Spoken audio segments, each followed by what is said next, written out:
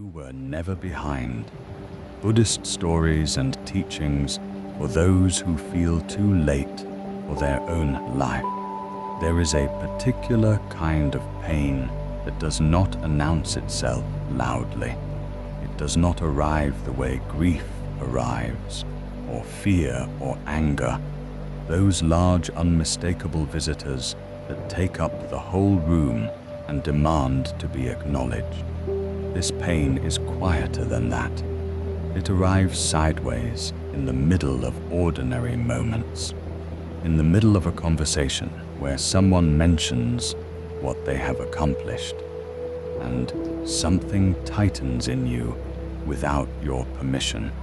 In the middle of scrolling, when you see someone your age or younger than you, and something in you counts and compares and finds the number wanting. In the middle of a night that was going fine until it wasn't, and now you are here, wide awake, doing the calculation again. The calculation most people carry without realizing they are carrying it. It goes like this: by now I should have. By this age I was supposed to. Everyone else seems to have already. I thought I would be further along. I don't know where the time went. I feel like I am behind. Behind what exactly? This is the question that is almost never asked because the answer seems obvious.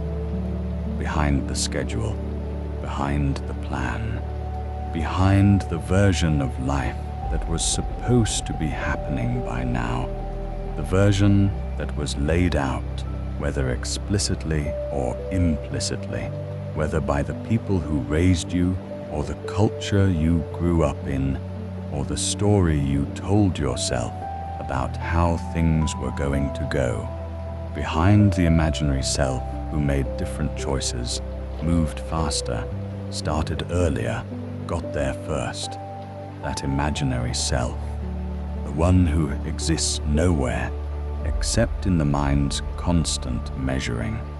Buddhist teachers have been sitting with people who feel this way for a very long time. Students who came to the monastery at 50, convinced they had wasted their lives.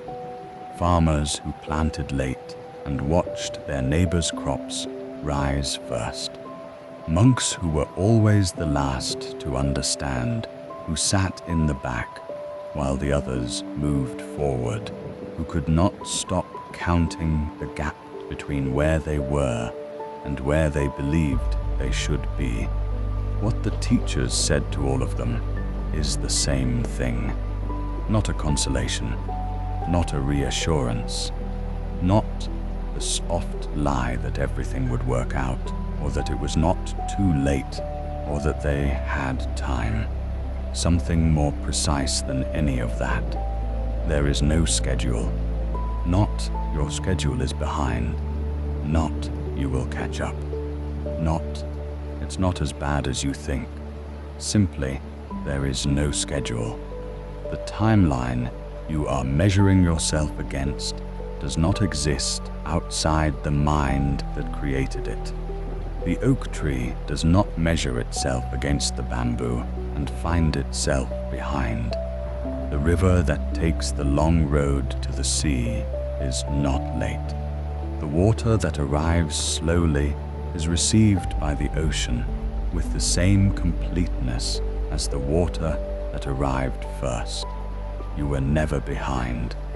You were only ever here. Tonight we will sit with 6 stories about this, about monks who arrived late, and farmers who planted in the wrong season, and students who were always last, and rivers that took the longer road.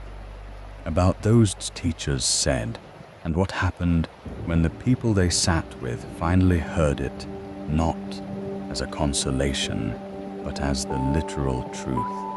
The path does not have a schedule, and you, wherever you are on it, however far you believe yourself to be from wherever you thought you would be by now, you are on the path. That is enough. Come, let us begin. Welcome to everyone who is here.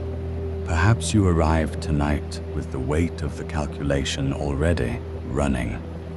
The comparison, the counting, the quiet inventory of what should be and what is, and the gap between them. Perhaps you arrived without knowing that was what was underneath the not sleeping, and you are only now recognizing it as you listen. Either way, you are welcome here. Bring the calculation with you. We are not going to fight it tonight. We are going to sit with it and let the stories do what stories do. Before we begin, feel free to share what time it is and where you are listening from. Whatever hour it is where you are, whatever place, you are in the right place. The path does not have a schedule, and neither does tonight. Most people are carrying a document they did not write. It is not written down anywhere. It is not a list or a plan or a goal sheet pinned to a wall. It exists only in the mind, and yet it is more specific, more detailed, more relentlessly consulted than almost any actual document a person has. It has sections, timelines, checkboxes of a kind. By 25 this, by 30 this, by 35 surely by now. At 40, the document gets harder to look at. At 50, some people cannot look at it at all. Where did this document come from? From everywhere and nowhere specific. From the ages at which the adults around you achieved certain things, which became unconsciously encoded as the correct ages for those things. From the cultural stories about how a life is supposed to arc, the trajectory, the milestones, the shape of a proper progression from beginning to middle to a place that feels, finally, like arrival. From watching other people and noticing where they are, and running the comparison and updating the document accordingly. From the part of the mind that is very good at measuring and very bad at knowing what exactly it is measuring. Buddhist teachers noticed this a very long time ago. Not in those words. The ancient teachers did not speak of imaginary documents or cultural timelines, but they noticed the suffering that came from it. They noticed that the students who arrived at the monastery at 20 were not necessarily suffering less than the ones who arrived at 50, because the ones who arrived at 20 had simply moved their measurements forward. By 40, I will be enlightened. By 50, surely. And the question, am I where I should be by now? Traveled with them as faithfully as their sandals. What the teachers observed and what they taught was this, that the suffering does not come from where you are on the path. It comes from the gap between where you are and where you believe you should be. Close that gap, not by moving faster, not by catching up, but by questioning whether the gap itself is real and something changes, not the circumstances. The grip of the circumstances. There is a teaching from the forest tradition about bamboo and oak trees. Bamboo, as anyone who has grown it knows, shoots up with extraordinary speed. In the right conditions, a bamboo stalk can grow a meter in a single day. Oak trees grow slowly. A sapling that will eventually become one of the great old trees of the forest may grow only a few centimeters in a year. If you measured an oak tree against bamboo's schedule, the oak would be impossibly, catastrophically behind. It would never catch up. It would be a failure by every metric bamboo understands. But the oak is not trying to be bamboo. The oak is being an oak. Its slowness is not a deviation from the correct schedule. It is the correct schedule for what the oak is becoming. The depth of root that makes the oak unmovable in a storm is purchased precisely by the years of slow growth. The bamboo's speed and the oak's slowness are both the exactly right speed for what each of them is. The teachers used this image and variations of it to point at something about human lives. There is no single correct speed. There is no single correct timeline. The milestone that seemed so obvious, that seemed to carry the weight of necessity, of course this should have happened by now, was constructed from the comparison of unlike things, from measuring your oak against someone else's bamboo, from measuring your autumn against someone else's spring. 6 stories, 6 different people who arrived at this teaching from different directions, and what happened when they arrived. Let us begin. Let us explore a story about a man who came to the monastery at 50, convinced he had wasted everything, and what an old teacher showed him in the garden. His name was Brother Liang, though he had not always been Brother Liang. For 49 years he had been something else, a merchant for most of that time, dealing in cloth.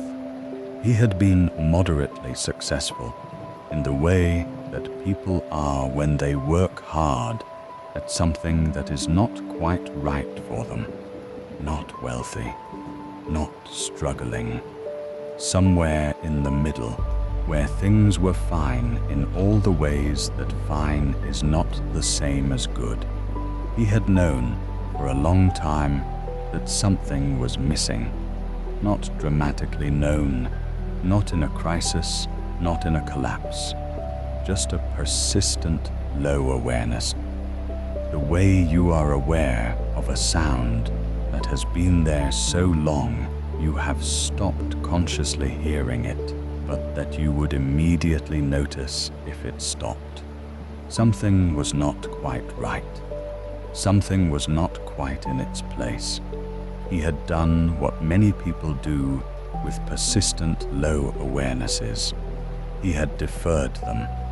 Later, he told himself, when the business is more stable, when the children are older, when the debts are paid, when the season changes and things are less busy, later there would be time to address the thing he could feel but could not name.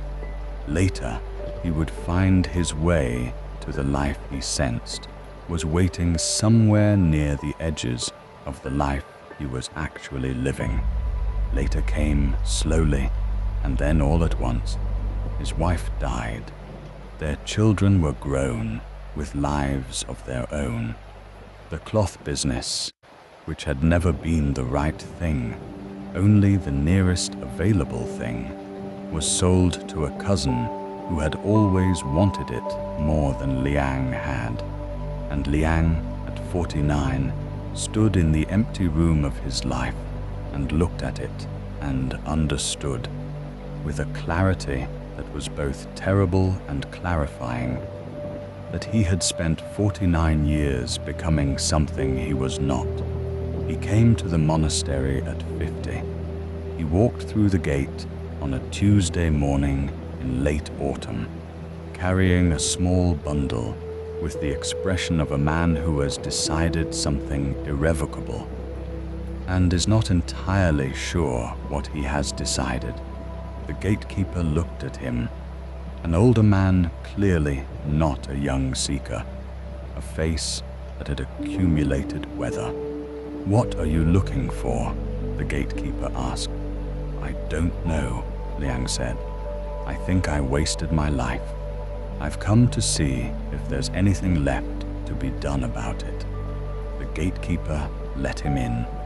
He was assigned to one of the senior monks, an elderly woman named Master Ru, who had been at the monastery for 40 years and who was known for her patience with difficult cases, which was what Liang immediately understood himself to be. He was older than most of the students. He had none of the flexibility, literal or metaphorical, of someone who had been practicing since youth. He sat awkwardly in the meditation posture. He was slow to grasp the teachings. He fell asleep in the practice hall, which he found humiliating and which Master Ru found unremarkable. "I'm too old to be starting this," he said to her one morning after he had fallen asleep for the 3rd time in a row. "I should have come 20 years ago, 30 years ago. I've wasted." "Come," she said. She stood up from her cushion with the ease of someone who has been standing up from cushions for a very long time, and led him out of the practice hall into the monastery garden. The garden was in late autumn. The irises were long gone.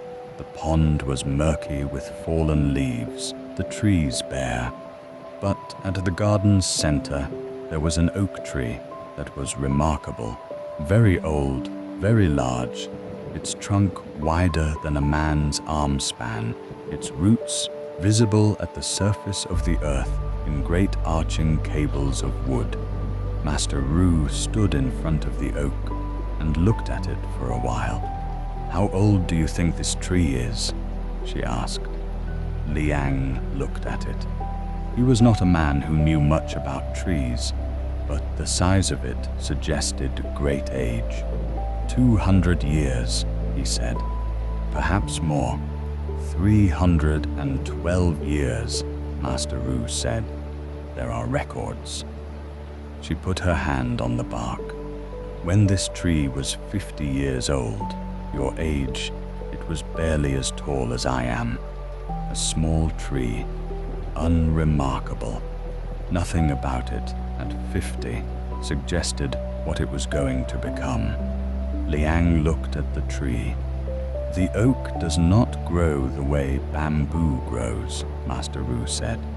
"If you measure an oak's first 50 years against bamboo, the oak is a catastrophic failure. It has barely begun. But the oak is not bamboo. It is not trying to be bamboo. Its slowness is not falling behind. It is the exact work of becoming what it is." She looked at him. "You are not a young man who has failed to grow quickly," she said. "You are something else entirely. The question is not whether you are behind. The question is, behind what? Behind the schedule of a life you were not meant to be living." Liang stood in the garden for a long time after Master Ru went back inside. He stood looking at the oak tree, at the roots that had taken 3 centuries to build, at the canopy that blocked the sky in summer with a density that took 300 years of slow accumulation to achieve. He thought about the cloth business, about 49 years of becoming something he was not, and he thought, for the first time without the accompanying self-condemnation, that perhaps those years were not wasted in the way he had been imagining, that the roots he had grown in 49 years of the wrong life were still roots, that the man who had walked through the monastery gate on a Tuesday morning in late autumn was not an oak tree at year 0. He was an oak tree at year 50, unremarkable in appearance, perhaps, not yet what it was going to be, but with 3 centuries worth of growing still ahead and a root system that the bamboo would never have. He stayed at the monastery for 31 years, He became in time one of the teachers, not the most celebrated. There were more gifted students who had arrived younger, but the students who came to him, many of them older, many of them carrying the weight of the same calculation he had carried through the gate, found in him something they did not always find in the younger teachers, someone who understood from the inside what it felt like to arrive late and discover that late was a word that meant nothing here. Let us pause here for a moment. Is there an imaginary document you are consulting tonight? A timeline that was written by someone else, or by the part of you that learned to measure, before it learned to question what it was measuring? The oak is not behind the bamboo. It is being an oak. You are not behind the version of yourself who made different choices, started earlier, moved faster. You are being you at exactly the age and stage and place you are. The root system you have grown in the life you have actually lived is not wasted. It is 3 centuries of tree. When you are ready, we will continue together. Let us explore a story about 2 travelers on the same road, and what the one in the back discovered that the one in the front passed without seeing. 2 travelers set out on the same morning to walk the same mountain road. The road wound from the valley up through several distinct landscapes, through lowland forest first, then meadow, then rocky open slope, then the high pass, and down the other side to the town in the next valley where both of them intended to arrive by nightfall. The first traveler was a young man who walked quickly. He was not in a hurry. Exactly, he had no particular urgency about arriving. He was simply someone who walked the way some people walk, with purpose and efficiency, covering ground at the pace of someone who has a destination and intends to reach it. He did not dawdle. He did not stop unnecessarily. He moved through the forest with appreciation but not lingering, through the meadow, noting its beauty without pausing in it, up the rocky slope without looking back. The second traveler was an older woman who walked slowly. She was not slow because she was unable to walk faster. She was slow in the way of someone who has learned, over many years of walking, that the road is not only a means to reach the destination, but is itself a thing to be attended to. She stopped in the forest when she heard a particular bird song she did not recognize. She sat in the meadow for a time, not for rest, but because the meadow in morning light was the kind of thing that rewarded sitting in. She walked the rocky slope with her hand occasionally touching the stone of the cliff face beside her, reading its texture. She was, by any measurement, behind. The young man reached the high pass hours before the older woman did. He stood at the pass and looked back down the road and saw her far below, still on the rocky slope, a small figure moving slowly, very far behind. He felt in the way of people who have moved efficiently and arrived first a mild satisfaction, a quiet pleasure in having covered the ground well. He turned and started down the other side. An hour before the older woman reached the pass, a cloud descended. It settled over the pass and the upper slope in a dense, damp gray that reduced visibility to a few meters and turned the air cold. The young man, already past the pass on the other side, was below the cloud and did not see it.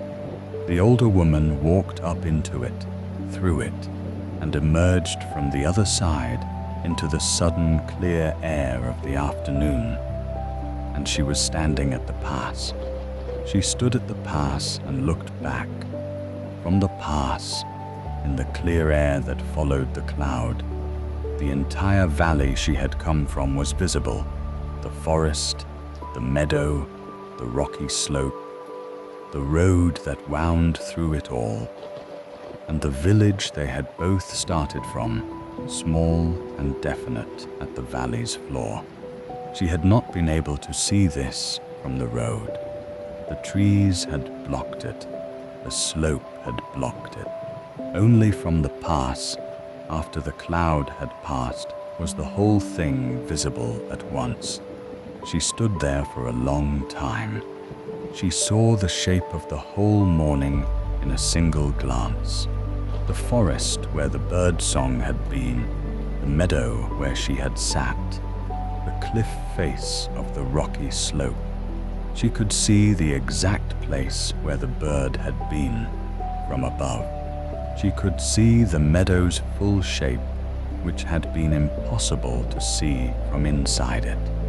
The young man was in the town, by then having arrived hours earlier, sitting in an inn with a meal and a sense of having completed the journey efficiently. He had not been wrong to walk quickly. The efficient walk was not a mistake. He had arrived, and the day was done, and the journey was complete.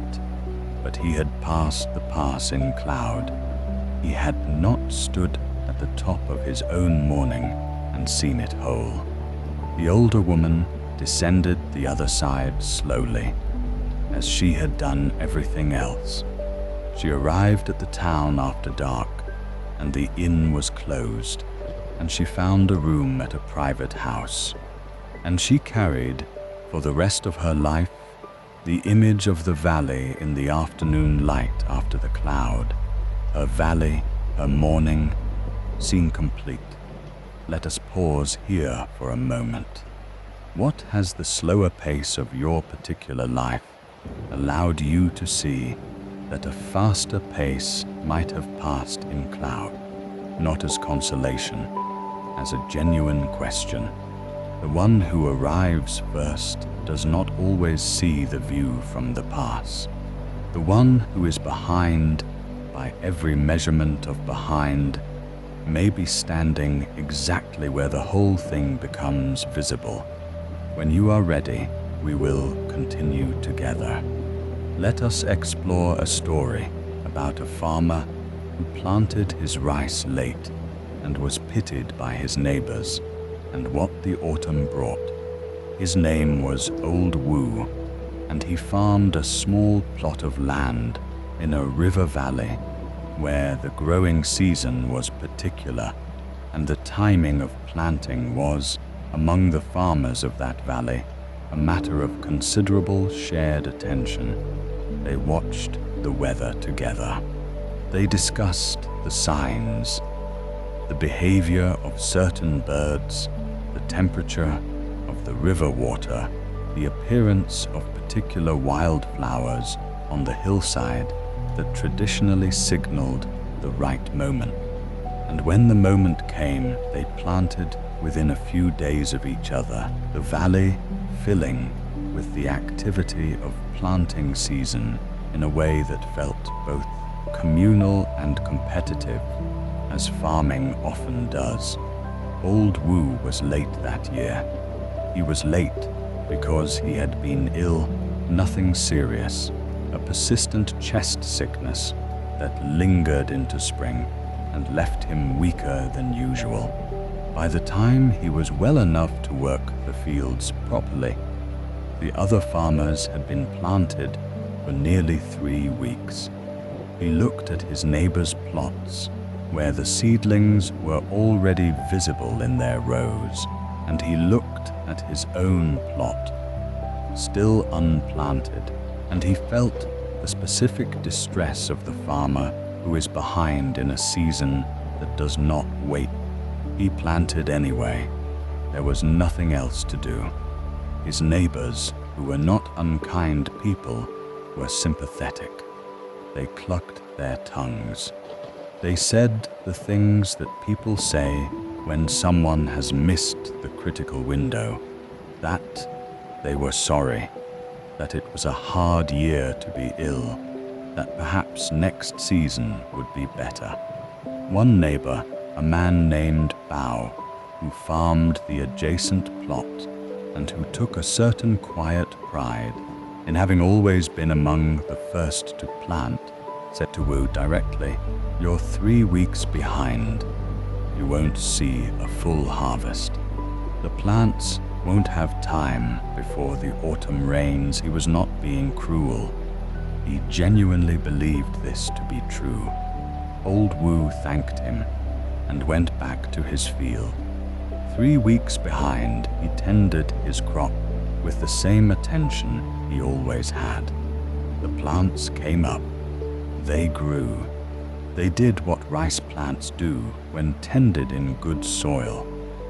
They grew toward the light and put down their roots and converted the warmth of summer into grain in the way that plants have always done, without particular awareness of what season they had been planted in, or whether they were ahead of the neighboring fields or behind them. Autumn came. The harvest was later than his neighbors. Bao's rice came in 3 weeks before Wu's, as predicted. The other farmers brought in their crops in the communal rhythm of harvest season, the valley again filling with the particular activity of that period, the cutting and the bundling and the threshing. And then, 3 weeks after everyone else, old Wu harvested his rice. It was a good harvest, not a different harvest, not a reduced harvest, by virtue of having been planted late. The plants had had the time they needed. The summer had been long enough. The rice had ripened on its own schedule, and when Wu cut it, there was as much of it as there would have been had it been planted on time. Perhaps a little more, because the late planting had meant the plants grew during the warmest weeks of summer rather than the transitional weeks, and heat is what rice wants. Bao came to see the harvest and stood looking at it for a while. "How?" he said. "It grew," old Wu said. "I planted it and it grew, but you were 3 weeks late." "I was 3 weeks late planting it," Wu said. "The rice wasn't late. The rice didn't know." Bao was quiet for a moment. He looked at the harvested grain.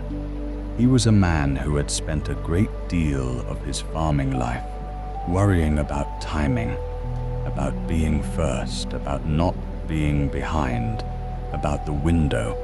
He was, by any measure, a successful farmer. His crops came in reliably, year after year, because he planted on time and tended carefully. He had never been in a position to know what Wu now knew, that the rice, tended in good soil, would do its work regardless of the week it was planted, that the harvest was not determined by the comparison, only by the care. He went home and did not say anything to Wu about the harvest again. That winter, Wu was ill again, and Bao brought food to his house without being asked. He was not a man who could easily say the things he had understood, but he was a man who could do them. Wu accepted the food and said, "Thank you," and did not make anything more of it than it was. In the spring, they planted within a few days of each other, as usual. Let us pause here for a moment. What season are you in? And is it possible that the harvest cares less about the week of planting than you have been led to believe? The rice did not know it was late. The rice grew. The harvest came. not in the same week as the neighbor's harvest, in its own week, at its own time, and equally full. The care matters. The timing is a story you are telling about it. When you are ready, we will continue together. Let us explore a story about a young monk who threw pots badly and slowly, and the old master who had been making the same jar for 40 years. The young monk's name was Ji, and he had come to the monastery with what he believed was a particular gift. He had always made things with his hands easily. As a child, he had carved, built, shaped. Working with clay felt natural to him in a way that sitting in meditation did not. When the monastery offered training in pottery, which it did, as part of the practical arts that sustained the community, he enrolled with something approaching enthusiasm, which was unusual in a young monk who had otherwise found everything more difficult than he had expected. He was not as good as he thought he would be. This is a particular kind of disappointment. The discovery that something you believe to be a gift is, in fact, merely an interest, that you have aptitude, perhaps, but not the ease you imagined. Ji's pots came out uneven. The walls were never quite the same thickness all the way around, which made them fragile. The bottoms were not flat. The lips were not smooth. He worked carefully and slowly, and the pots still came out the way they came out. Imperfect in ways that he could see clearly, but could not seem to correct. The teacher of the pottery class was not a monk, but a lay craftsman named Master Jin, who came to the monastery 3 mornings a week to teach. He was an elderly man of few words and great precision. His own work was extraordinary, each piece exact and considered, with the quality of something that has been made so many times. The maker has moved entirely past technique and into something else. After Ji's 3rd week of imperfect pots, he stayed after class and asked Master Jin what he was doing wrong. Master Jin looked at his pots. He turned one over in his hands, examining it without expression. He set it down. "Nothing," he said. "They're uneven," Ji said. "The walls, the lip." "Yes," Master Jin said. "How do I fix it?" Master Jin was quiet for a moment.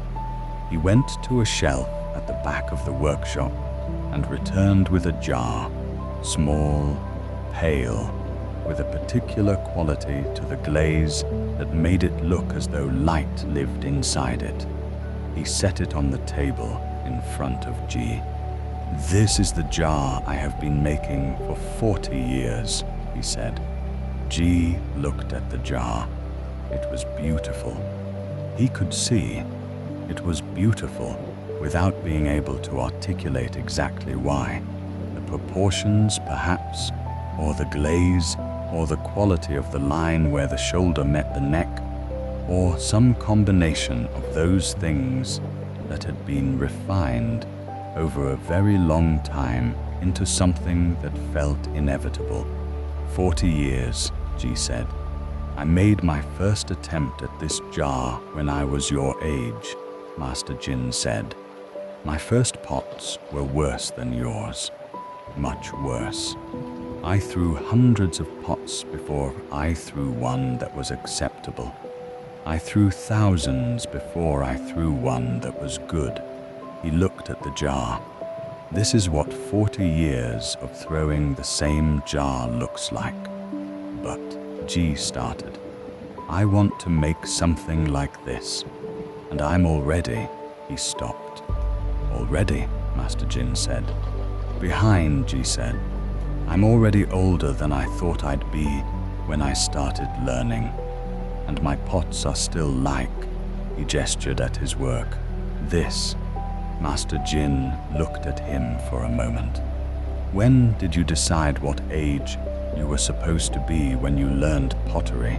He asked. Ji did not have an answer for this. He had not, in any deliberate way, decided it. It had simply been there. The sense that by now he should be further along, that the rate of progress was insufficient, that the gap between his current work and the work he wanted to make was too large and the time available to close it too small. The jar doesn't know how old the potter is, Master Jin said simply. He picked up Ji's best pot, the least uneven one, the one whose walls were closest to consistent, and turned it in the light. This is what your hands know today. Tomorrow, they will know something they do not know today. Next year, something more.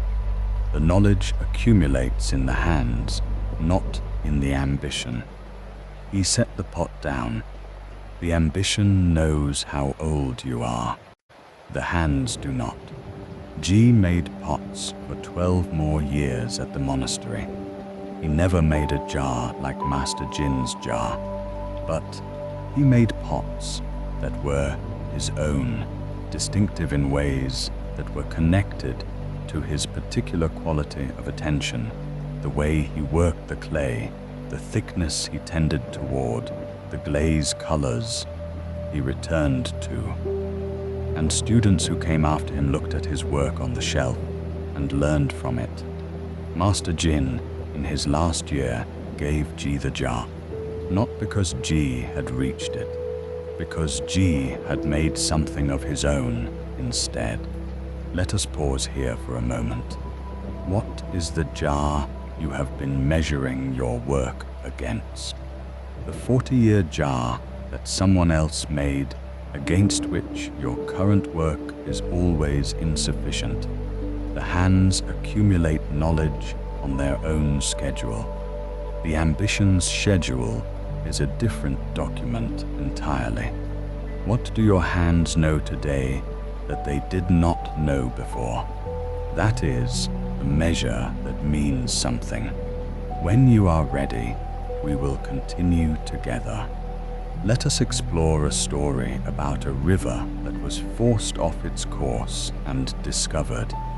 In the long detour, what the direct route never passed through. Once, there was a river that ran from a mountain spring directly to the sea. It was not a long river, as rivers go. The mountain was not far from the coast, and in the earliest days of the river, it had run almost straight, down the mountain, through a narrow valley, and into the sea. Then there was a rockfall.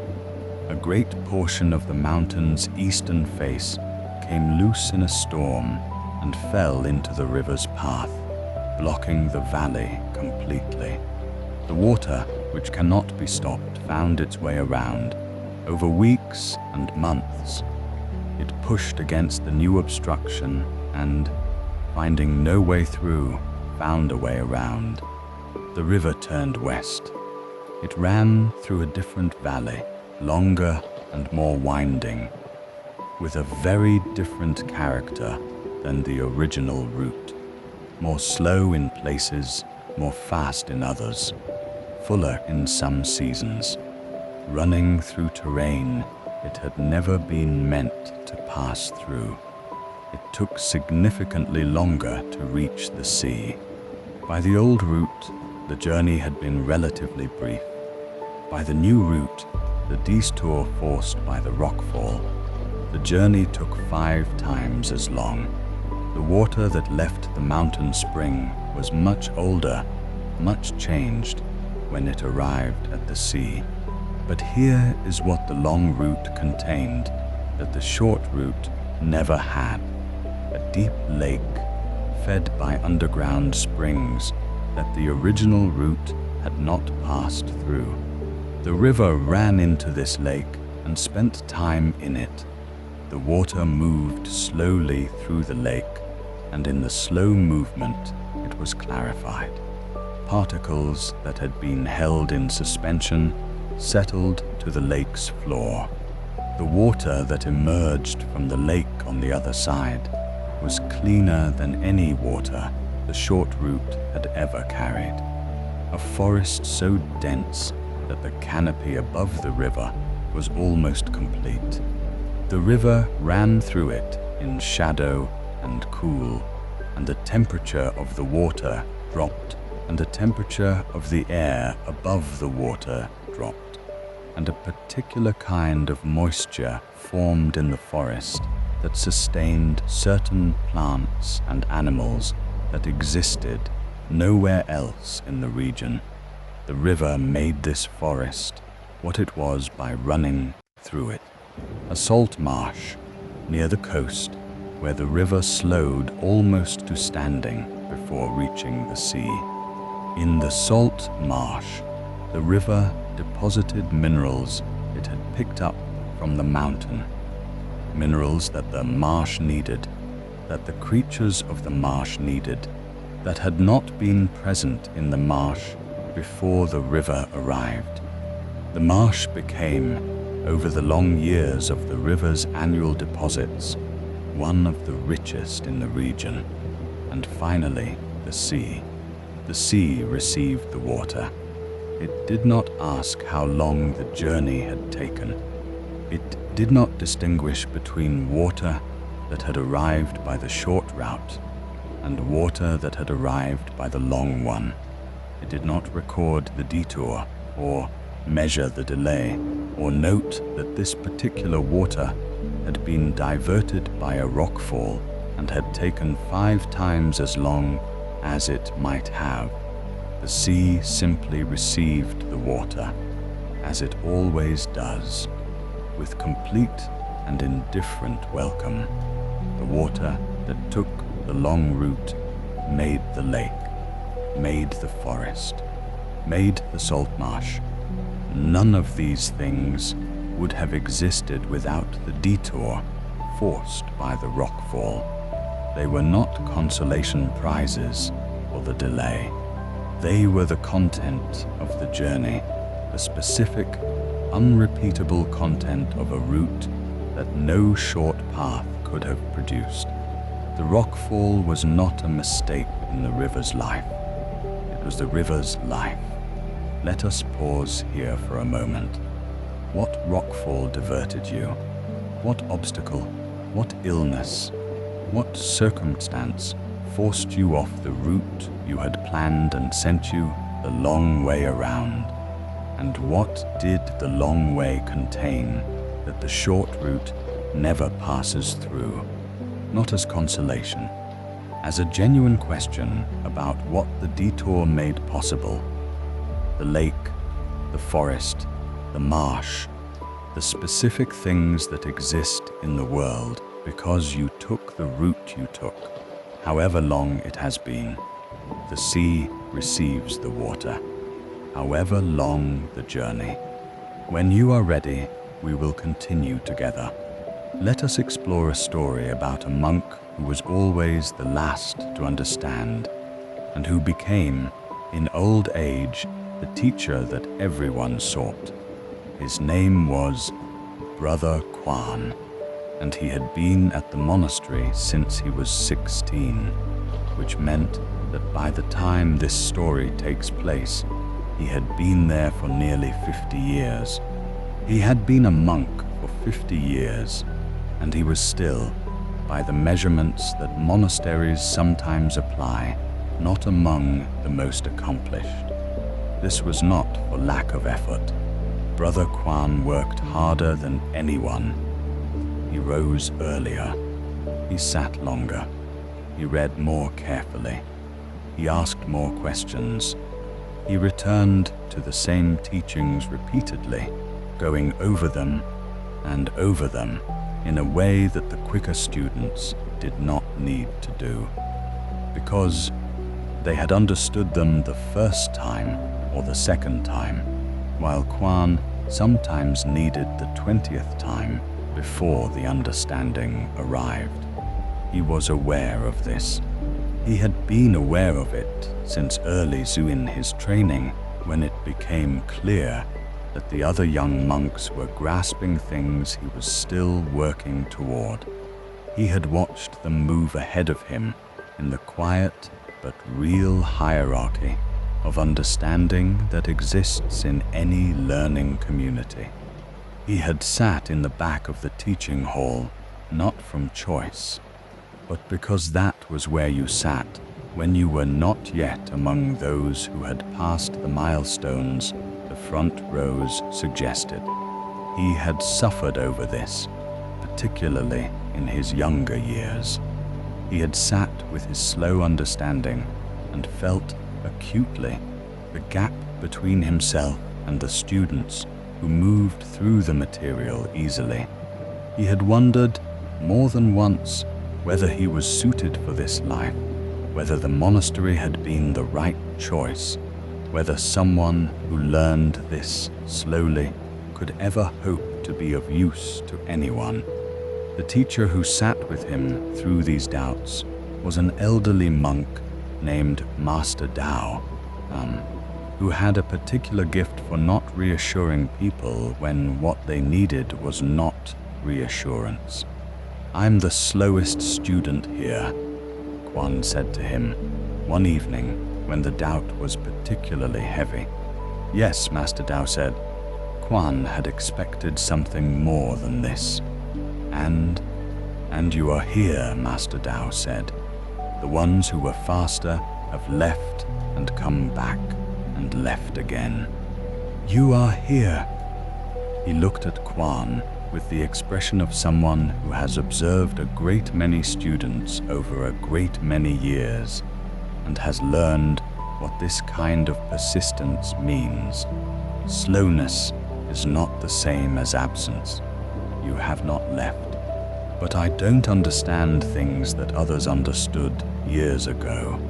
"No," Master Dao said. "You understand them differently. When you finally arrive at an understanding, after the 20th time, after the 30th, you understand it in a way that the person who understood it on the first hearing does not, because you have felt the resistance. You have felt what it is to not understand and then to understand. The first hearing person knows the destination. You know the road." Quan thought about this for a long time. He remained at the monastery. He continued to be the last. Understandings arrived late and arrived fully, in the way that things that take a long time to arrive often are more complete than things that arrive quickly. He accumulated over decades a very particular kind of knowledge, not the knowledge of someone who grasped things easily, but the knowledge of someone who had never been able to take shortcuts, who had had to find the long way through every single teaching, and who therefore knew the long way better than anyone. In his 70s, something shifted. Students began to seek him out. Not the advanced students. They had their own teachers. Teachers who had understood everything quickly and could guide those who also understood quickly. The students who sought out Brother Quan were the struggling ones, the ones who felt slow, the ones who sat in the back of the teaching hall and felt the gap between themselves and those who understood faster. They came to him because he was the only teacher who did not seem, in some fundamental way, to have forgotten what it felt like to not understand. The other teachers, excellent teachers, teachers of great accomplishment, sometimes had a quality that students described as distance, not unkindness. Distance. The distance of someone who had understood so thoroughly and for so long that the state of not understanding was genuinely difficult to recall. Who knew the destination so well that the road had become somewhat abstract? Brother Kwan knew the road, every stone of it, every place where it was slippery, every bend where you couldn't see what was coming, every hill that felt impossible from the bottom and looked from the top like nothing special at all. He taught until he was 91. In his last years, students traveled from other monasteries to sit with him, specifically with him, not with the faster teachers, not with the more celebrated ones. With the monk who had arrived last at every understanding for 50 years, and who could therefore meet them where they were without any trace of the impatience that comes from having forgotten. He died in the spring, in his sleep, in his own room. On the wall above his bed, in his own handwriting, were 4 words: "You did not leave." That was all. Let us pause here for a moment. You did not leave. Whatever pace your understanding moves at, whatever milestones you have not reached, whatever the gap between your current place and the imagined place, you have not left. You are here tonight, still on the road. The ones who arrived first sometimes forgot the road. The ones who arrived slowly carry it with them. What do you know from having traveled slowly that the faster traveler passed without stopping to learn? When you are ready, we will continue together. 6 stories.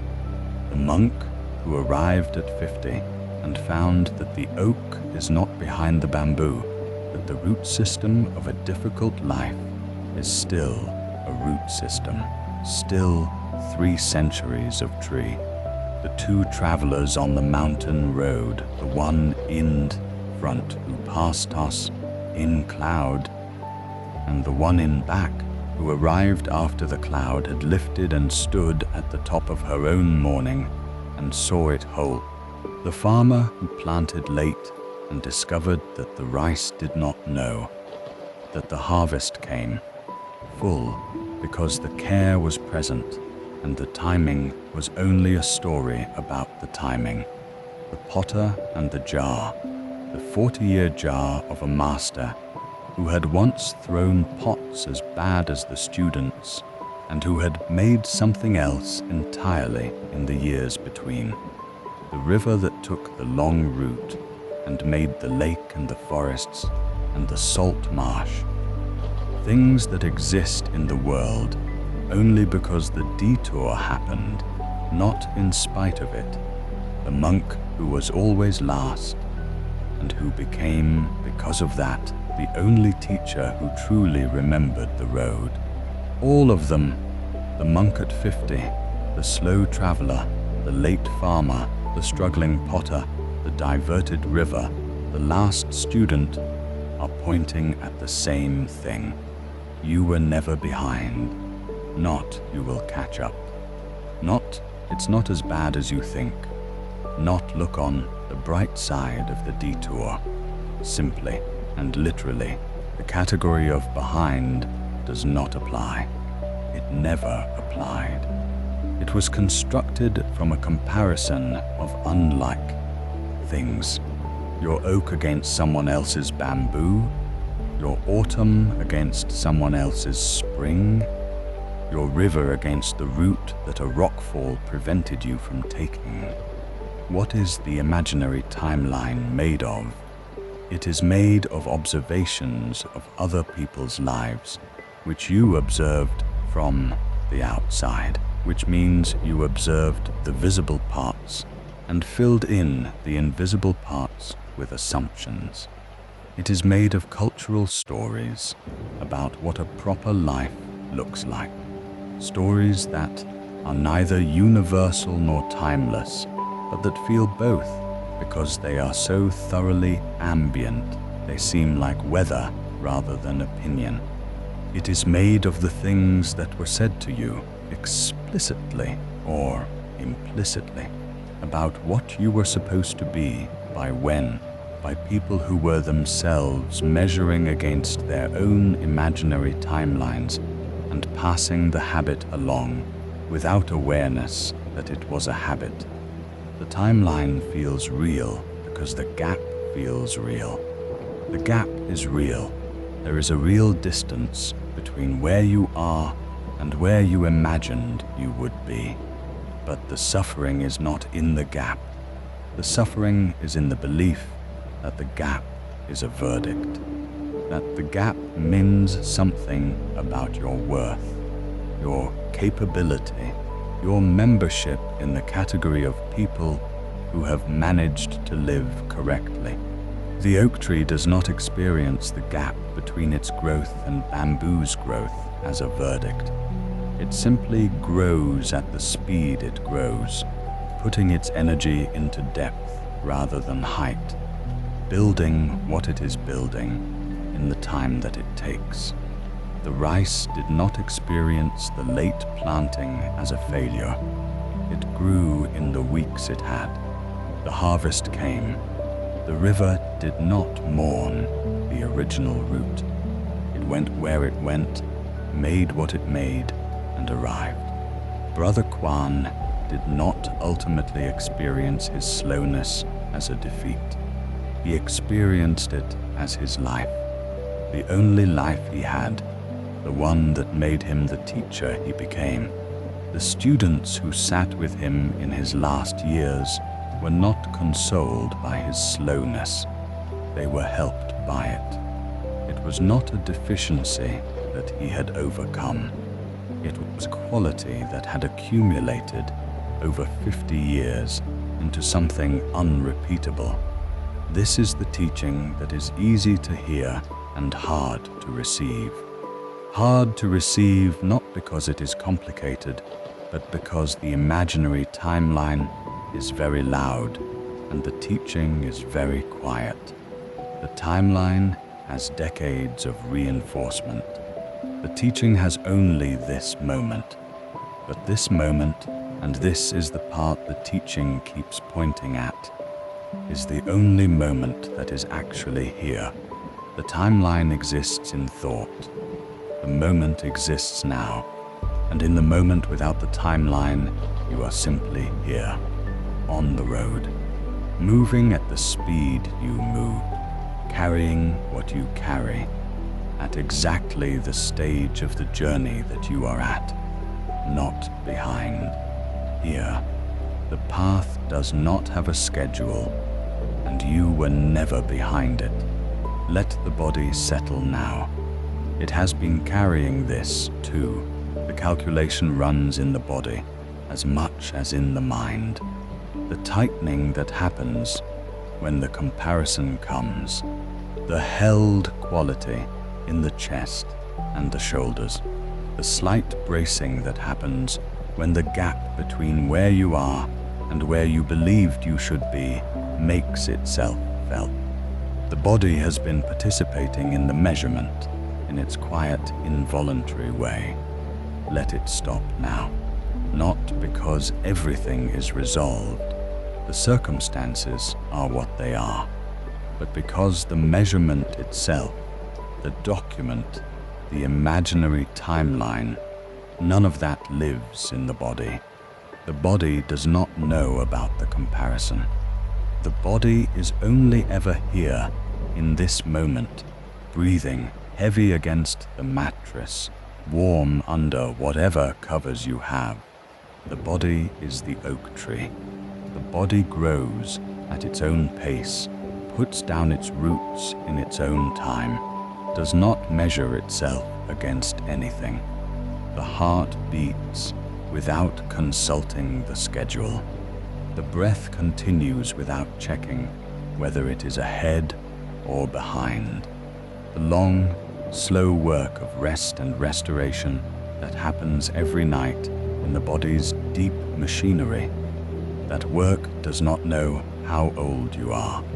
It does not know whether you are where you were supposed to be. It only knows how to do what it does: repair, restore, return you to yourself. Let it do that now. The farmer who planted late did not stay awake, worrying about the timing once the planting was done. He had planted. He had done the work. The rest was the season's business, not his. You have done the work of today. The rest is the night's business now. Let the thought come if it comes, the calculation, the comparison, the inventory. Let it come, the way leaves come to the pond's surface. It does not need to be removed. It does not need to be resolved. It only needs to be left alone, and the water, which knows how to settle, will settle. You are the river tonight, moving toward whatever comes next. Not late, not early, moving. The sea receives the water, however long the journey, with complete and indifferent welcome. Let the eyes rest. Let the face soften at the jaw and the forehead. Let the shoulders find where they want to be without the weight of having to hold anything. Let the hands open, because there is nothing that needs to be held tonight. You did not leave. You are here. The path does not have a schedule, and you were never behind it. We have traveled a long way tonight, through mountain gardens and rivers and rice fields and pottery wheels and a mountain road in afternoon cloud, all of it pointing at the same place. Not ahead of you, not somewhere you have yet to arrive. Here, this moment, the exact place on the road where your feet are planted, which is the only place any of us ever actually are. There is no schedule. You were never behind. Sleep well. And thank you for joining us here at Quiet Lotus Sleep.